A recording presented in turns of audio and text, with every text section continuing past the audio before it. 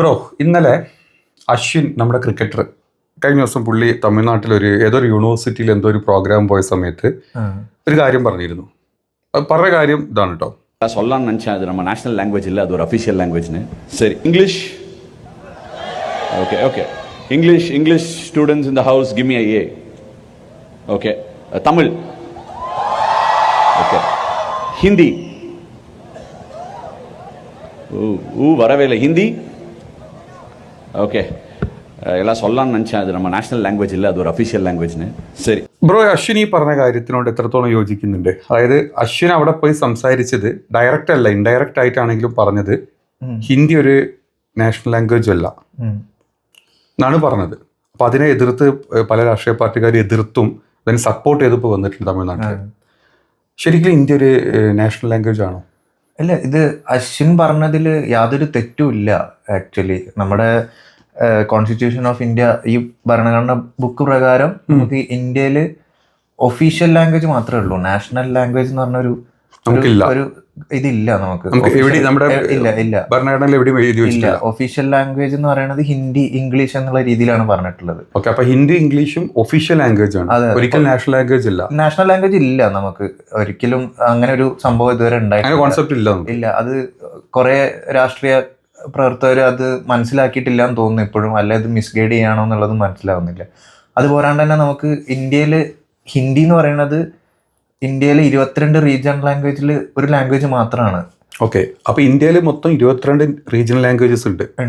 അതിലൊരു ലാംഗ്വേജ് ഒരു ലാംഗ്വേജ്, അതായത് മലയാളം തമിഴ് എന്ന് പറയുന്ന മാതിരി ഹിന്ദി. അപ്പൊ ഹിന്ദി, മലയാളം, തമിഴൊക്കെ അതിൽ ഓരോ റീജിയണൽ ലാംഗ്വേജിൽ വരുന്ന അതേമാതിരിയാണ് ഹിന്ദിയും ഒരു റീജിയണൽ ലാംഗ്വേജ് ആണ് ഇന്ത്യയിലുള്ളത്.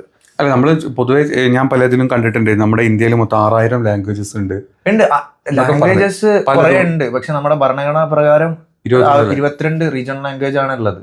ഓക്കെ, പക്ഷെ അത് സത്യം പറഞ്ഞാൽ എനിക്ക് പലർക്കും ഇത് അറിയില്ല കേട്ടോ. ഇല്ല, ഇതറിയില്ല. ഇത് പോലും അറിയില്ല. ഞാൻ തന്നെ അത് ഇപ്പൊ അടുത്ത ദിവസം ഞാൻ തന്നെ ഈ ഒരു കാര്യം എനിക്ക് അറിയാൻ പറ്റിയത്. അത് നമ്മൾ തന്നെ ഈ അടുത്തായിരിക്കും ഇതിനെ കുറിച്ചൊക്കെ ഇപ്പോൾ സംസാരിച്ച് തുടങ്ങുമ്പോഴാണ് നമ്മൾ ഇതിനെക്കുറിച്ച് കൂടുതൽ അറിയുന്നത്. പണ്ടൊന്നും ഇങ്ങനെ ഭാഷനെ കുറിച്ചൊന്നും ഒരു പ്രശ്നങ്ങളോ കാര്യങ്ങളോ ഒരു സ്ഥലത്തും ഉണ്ടാവാറില്ല. ഇപ്പൊ നമുക്ക് തന്നെ അറിയാം. ഇപ്പൊ നമ്മള് ബാംഗ്ലൂരാണ് നിൽക്കുന്നത്. ഇപ്പൊ ബാംഗ്ലൂരിൽ നിന്ന് മാത്രം എടുത്ത് പറയുന്നില്ല, ഏതൊക്കെ സ്റ്റേറ്റിൽ ഇപ്പൊ ഈ ഭാഷനെ സംബന്ധിച്ച് ലാംഗ്വേജിനെ പറഞ്ഞിട്ട് ഇഷ്യൂസ് വരുന്നത്. അതൊരു ഭയങ്കര പ്രശ്നമായി വരിക. ഇത് ബാംഗ്ലൂരിൽ നമ്മൾ കുറെ കണ്ടിട്ടുണ്ട്, നമ്മൾ വീഡിയോസും പലതും കണ്ടിട്ട്. ഇത് ബാംഗ്ലൂർ മാത്രമല്ല, ഞാൻ ഈ അടുത്തൊരു വീഡിയോയിൽ കണ്ടിട്ടുണ്ട്. തമിഴ്നാട്ടിൽ ഇതേമാതിരി ഒരു വ്യക്തി, പുള്ളി ഏത് രാഷ്ട്രീയ പ്രവർത്തകനാണെന്ന് അറിയില്ല, പുള്ളി കാർ എടുത്ത് ഇറങ്ങിയിരിക്കുക. തമിഴ്നാട്ടിലെ ഓരോ ഹോട്ടലും ബോർഡ് മാറ്റം, ഇത് പറഞ്ഞു ബോർഡ് മാറ്റണം, ബോർഡ് എല്ലാം തമിഴിലാക്കണം, ഒന്നും ഹിന്ദി പാടില്ല, മലയാളം പാടില്ല, ഇംഗ്ലീഷ് പാടില്ല. ഒരു ലോന്റെ സപ്പോർട്ടോടെ അല്ല, ഒരു പേഴ്സണൽ ചോയ്സ്. അതെ.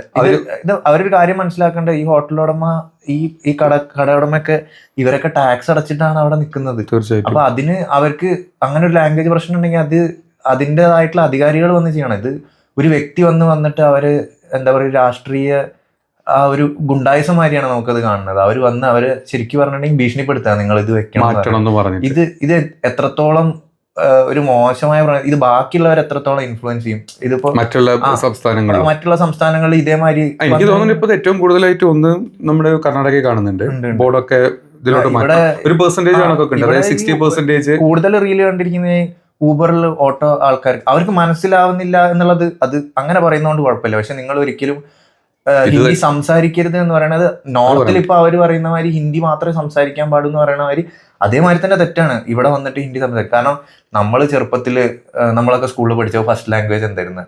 Malayalam. Second language English or Hindi, പിന്നെ ഇംഗ്ലീഷ്. ഇതാണ് നമ്മൾ പഠിച്ചു വന്നത്. ഇത് പഠിച്ചു വന്നിട്ട് പെട്ടെന്നൊരു ജോലി ബാംഗ്ലൂർ കിട്ടുമ്പോൾ നമ്മൾക്ക് പെട്ടെന്ന് ഒരു സുപ്രഭാതത്തിൽ ഇത് നമുക്ക് ഒരിക്കലും കന്നഡം പ്രാക്ടിക്കലി അത് പഠിക്കണം എന്നുള്ള നിയമം ഇവിടെ ഇല്ലാത്തത് കൊണ്ട് നമ്മളത് നിർബന്ധിക്കാനും പറ്റില്ല. അതെ.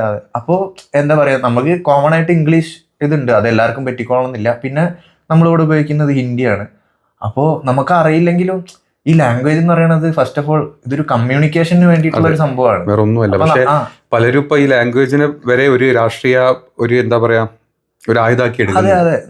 ഭാഷ ഇല്ലാത്ത കാലഘട്ടങ്ങളിൽ വരെ അവർക്ക് ഒരു പ്രശ്നം ഉണ്ടായിരുന്നില്ല. ഇപ്പൊ കമ്മ്യൂണിക്കേഷൻ ഉണ്ടായിട്ട് ഇത് എന്തിനാണ്? ഇതിപ്പോ നമ്മളൊരു കാര്യം പറയാൻ വേണ്ടിയിട്ടാണ് ഈ ലാംഗ്വേജ് ഉപയോഗിക്കുന്നത്. എനിക്ക് തോന്നുന്നു ഏറ്റവും കൂടുതൽ ഇപ്പം ഒന്ന് കർണാടക, പിന്നെ തമിഴ്നാട് ഇപ്പം ആയി വരുന്നുണ്ട്. പക്ഷെ മഹാരാഷ്ട്ര മറാഠി വേണമെന്ന് പറയാൻ ഭയങ്കര ഒരു മറാഠി മുന്നേറ്റ ഒരു സഖ്യം എന്നൊക്കെ പറഞ്ഞൊരു സംഭവം തന്നെ ഉണ്ട്. പക്ഷെ ഇത് നമുക്ക് അറിയാം, ഇതിൽ നമ്മൾ അങ്ങനെ പറയുന്ന മാതിരി ഇതൊരു മഹാരാഷ്ട്രയിലോ അല്ലെ കർണാടകത്തിലോ എല്ലാവരും എന്ന് നമുക്ക് ഇതിന്റെ പിന്നിലൊരു രാഷ്ട്രീയ അജണ്ടയാണ്. ആൾക്കാരെ മിസ്ഗൈഡ് ചെയ്യുന്നുണ്ട്. ഇത് പല രീതിയിലും നമ്മൾ വിചാരിച്ചിരിക്കുന്നത് എന്തോ ഇത് നമ്മളെ ഒരു പാട്രിയോട്ടിസം ആ രീതിയിൽ ആൾക്കാരെ എടുക്കുന്നത്. ഞാൻ എന്റെ സംസ്ഥാനം, എനിക്ക് എന്റെ ഭാഷ, അത് അവിടെ വരുന്ന എല്ലാവരും സംസാരിക്കണം, അതിലൊരു പാട്രിയോട്ടിസം ആൾക്കാർ കാണുന്നത്. പക്ഷെ അങ്ങനെ ആക്കി എടുത്തിട്ടുണ്ട്. ഇപ്പൊ നമ്മൾ പണ്ട് മലയാളത്തിൽ പഠിക്കും മഹാകവി വെള്ളത്തോള് പറഞ്ഞ നമുക്ക് ഓർമ്മ വരുന്നുണ്ട്, ഭാരതം എന്ന് കേട്ടാൽ തിളക്കണം, അഭിമാനപൂരിതമാകണം അന്തരംഗം, കേരളം എന്ന് കേട്ടാൽ തിളക്കണം ചോര ഞരമ്പുകളിൽ. അങ്ങനെയാണ്. അതായത് നമുക്ക് നമ്മുടെ രാജ്യമുണ്ട്, നമ്മുടെ സംസ്ഥാനമുണ്ട്. പക്ഷെ രണ്ടും കേൾക്കുന്ന സമയത്ത് നമ്മൾ മലയാളി എന്ന് പറയുന്നത് അല്ലെങ്കിൽ തമിഴ്നാട്ടിൽ തമിഴ് എന്ന് പറയുന്നത് അത് അവർക്കൊരു അഭിമാനമുള്ള കാര്യമാണ്.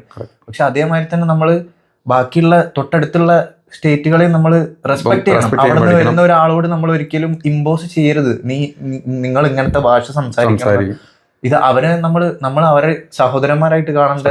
ഇപ്പൊ അന്യ സംസ്ഥാനത്ത് ഒരാൾ വന്ന് നമ്മുടെ ഭാഷ പഠിച്ചു കഴിഞ്ഞാൽ നമ്മൾ അത് നമുക്ക് അഭിമാനം, അതൊരു അഭിമാനമാണ്. എത്രയോ തൊഴിലാളികൾ കേരളത്തിൽ വന്നിട്ട് മലയാളം പറയുന്നുണ്ട്, നമ്മളെക്കാട്ടും നന്നായിട്ട് മലയാളം പറയുന്നുണ്ട്. സത്യം. അതെന്ന് വെച്ചിട്ട് എല്ലാവർക്കും അങ്ങനെ ചെയ്യാൻ പറ്റണം എന്നില്ല. അത് ഓരോ ആൾക്കാരുടെയും ഒരു എന്താ പറയാ, അവരുടെ ഒരു കപ്പാസിറ്റിക്ക് അനുസരിച്ചേ പറ്റുള്ളൂ. പക്ഷെ എനിക്ക് തോന്നുന്നു കേരളത്തിൽ ആ പ്രശ്നമില്ല. നമുക്ക് കേരളത്തില് ഞാൻ ഇതുവരെ ഉണ്ടാവാം, ഒറ്റപ്പെട്ട സംഭവങ്ങൾ ഉണ്ടായിട്ടുണ്ടാവാം.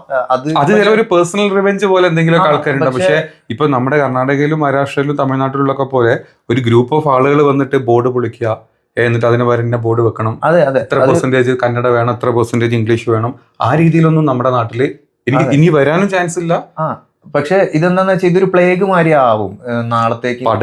എല്ലാ സ്ഥലത്തും ഇങ്ങനെ ചെയ്യുമ്പോ എല്ലാവർക്കും അതൊരു ഇതായിട്ട് എടുക്കാം.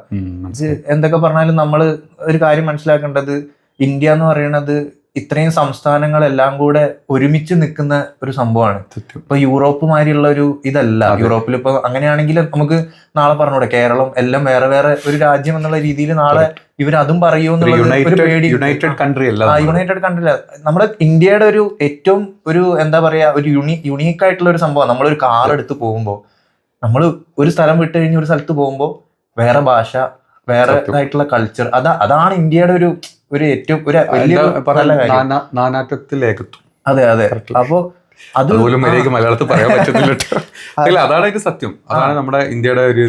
ഞാൻ കണ്ടിട്ടുണ്ട് പല പുറമേ നിന്നുള്ള ഫോറിൻ ബ്ലോഗേഴ്സ് വന്നിട്ട് അവർ ഇന്ത്യ എക്സ്പ്ലോർ ചെയ്യുമ്പോൾ അവർ ആശ്ചര്യപ്പെടുക. കാരണം എന്താന്ന് വെച്ചാൽ അവർ വണ്ടി എടുത്ത് ഓരോരോ സ്ഥലത്ത് പോകുമ്പോഴും പുതിയ ലാംഗ്വേജ് ഈ ഒരു സാധനം ഇന്ത്യയിൽ മാത്രമേ ഉള്ളൂ. അപ്പൊ അതാണ് നമ്മുടെ ഏറ്റവും വലിയൊരു സ്വത്ത് എന്ന് പറയുന്നത്. അതില് നമ്മൾ ഈ ഭാഷനെ പോലത്തെ ഭാഷ, രാഷ്ട്രീയം, ഇത് കുത്തി കലർത്താണ്ടിരിക്കുന്ന ഏത് സ്ഥലത്ത് തന്നാലും. അതെ, അത് ശരിയാണ്. അത് ആക്ച്വലി സത്യം. അത് ശരിക്കും അത് ഇങ്ങനത്തെ കാര്യങ്ങളൊക്കെ നമ്മൾ എല്ലാവരുടെ എത്തിക്കണം അല്ലെ. ഞാൻ പറയുകയാണെങ്കിൽ അത് അശ്വിൻ പറഞ്ഞതുകൊണ്ട്, അശ്വിൻ ഇപ്പോ റിട്ടയർ ആയി നിൽക്കുന്ന ഒരു സമയമാണ്. അപ്പൊ അശ്വിൻ ആ ഒരു സ്റ്റേറ്റ്മെന്റ് പറഞ്ഞത് എന്തുകൊണ്ടും നന്നായി എന്നുള്ളതാണ്. കാരണം എന്താ വെച്ചാൽ അതൊരു കോൺട്രവേഴ്സി ആവുകയാണെങ്കിലും അത് സത്യമാണ് പറഞ്ഞത്. സത്യം, കോൺട്രവേഴ്സി ആയിട്ടുണ്ട്. ആയതുകൊണ്ട് തന്നെ പലർക്കും പറയാൻ പറ്റി ഹിന്ദി അല്ല നമ്മുടെ നാഷണൽ ലാംഗ്വേജ്, നമുക്ക് അങ്ങനെ സംഭവമില്ല, ഇത് റീജിയണൽ ലാംഗ്വേജ് മാത്രമാണ്. ഇത് കോൺട്രവേഴ്സി ആക്കുന്നത് ഇത് നമ്മളെ എന്താ പറയാ, നമ്മളെ തെറ്റിദ്ധരിപ്പിക്കുകയാണ്. സത്യം അല്ല, ഇങ്ങനെയല്ല എന്ന് പറഞ്ഞിട്ട്. പക്ഷെ നമ്മുടെ കോൺസ്റ്റിറ്റ്യൂഷനിൽ പറഞ്ഞിട്ടുണ്ട് നമുക്ക് നാഷണൽ ലാംഗ്വേജ് ഇല്ല എന്നുള്ളത്. ആ ഒരു സത്യം പറഞ്ഞതിന് നമ്മളത് സത്യമാണെന്ന് മനസ്സിലാക്കണം. ഇപ്പൊ നമ്മളിപ്പോ നമ്മുടെ എന്താ പറയാ, നമ്മളിത് കാണുന്ന എത്ര പേരുണ്ടെങ്കിൽ പറയാനുള്ള ഒരു കാര്യം, നമുക്ക് ഇന്ത്യക്കാർക്ക് ഒരു നാഷണൽ ലാംഗ്വേജ് ഇല്ല. നമുക്ക് ആകെ 22 റീജിയണൽ ലാംഗ്വേജസ് ഉള്ളത്. അതിലൊന്ന് മാത്രമാണ് ഹിന്ദി. അക്കൂട്ടത്തിൽ മലയാളവും തമിഴും കന്നഡയും ഒക്കെ വരുന്നുണ്ട്. അപ്പൊ ഇങ്ങനത്തെ കാര്യങ്ങൾ മനസ്സിലാക്കി കഴിഞ്ഞാൽ നമ്മൾ ഈ ഭാഷന്റെ പേരിലൊന്നുള്ള ഈ അടിപിടിയൊക്കെ ഒരുപാട് സ്റ്റോപ്പ് ചെയ്യാം. അതന്നെയല്ലേ പറയാം. അപ്പം എനിക്ക് തോന്നുന്നു ഇത് മനസ്സിലാക്കിയിട്ടുണ്ടാവും ആൾക്കാർ. അപ്പൊ ഇതുപോലത്തെ നല്ല നല്ല ടോപ്പിക്കുകൾ ഇനി നമ്മൾ ഇതുപോലത്തെ ഓരോ ടോപ്പിക്കുകളായിട്ട് നമ്മൾ ഇനി വരും. പിന്നെ നിങ്ങളുടെ സജഷൻസ് ഉണ്ടെങ്കിൽ തീർച്ചയായിട്ടും കമൻറ്റ് ചെയ്യണം. ഇനി നിങ്ങൾക്ക് വല്ല അഭിപ്രായത്തിൽ പറയാനുണ്ടെങ്കിലും കമൻറ്റ് ചെയ്യുക. അത് എടുത്ത് ചെയ്യേണ്ട ഒരു ടോപ്പിക്കാണ് നമ്മൾ അടുത്ത ഇനി വരുന്ന എപ്പിസോഡ്സിലൊക്കെ നമ്മളത് ചെയ്യുകയും ചെയ്യും. അപ്പോൾ ഇതുപോലത്തെ ഒരു ടോപ്പിക്ക് എന്നുള്ളതല്ല, നിങ്ങൾക്ക് നിങ്ങളുടേതായിട്ടുള്ള ചില കാര്യങ്ങളുണ്ടാവും, നിങ്ങൾക്ക് ഡിസ്കസ് ചെയ്യാൻ താല്പര്യമുള്ള അല്ലെങ്കിൽ ആൾക്കാരുടെ അടുത്തേക്ക് എത്തിക്കേണ്ട പല കാര്യങ്ങളും ഇപ്പം നമ്മുടെ പ്രേക്ഷകർക്ക് തന്നെ ഉണ്ടാവും. അപ്പോൾ നിങ്ങൾക്ക് കമൻറ്റ് ചെയ്യാം നിങ്ങളുടെ പേഴ്സണൽ അഭിപ്രായങ്ങൾ. ഇന്ന ടോപ്പിക്ക് ചെയ്താൽ നല്ലതായിരിക്കും, ഇന്ന കാര്യങ്ങൾ സംസാരിച്ചാൽ നല്ലതായിരിക്കും, അപ്പം നമുക്കും കൂടുതൽ നമ്മൾ അതിനെപ്പറ്റി പഠിക്കുകയും ചെയ്യും. നമ്മൾ അങ്ങനത്തെ കാര്യങ്ങൾ നമ്മൾ ഡിസ്കസ് ചെയ്ത് നിങ്ങൾക്ക് ബാക്കിയുള്ള ആൾക്കാരുടെ അടുത്ത് എത്തിക്കാനും പറ്റും. അപ്പം നിങ്ങളുടെ വാല്യുബിൾ ആയിട്ടുള്ള ഫീഡ്ബാക്കും അതുപോലെ തന്നെ ഇങ്ങനത്തെ കാര്യങ്ങളും നമ്മളെപ്പോഴും പ്രതീക്ഷിക്കുന്നുണ്ട്. അപ്പോൾ ഇന്നത്തെ എപ്പിസോഡ് നമുക്ക് സ്റ്റോപ്പ് ചെയ്യാം.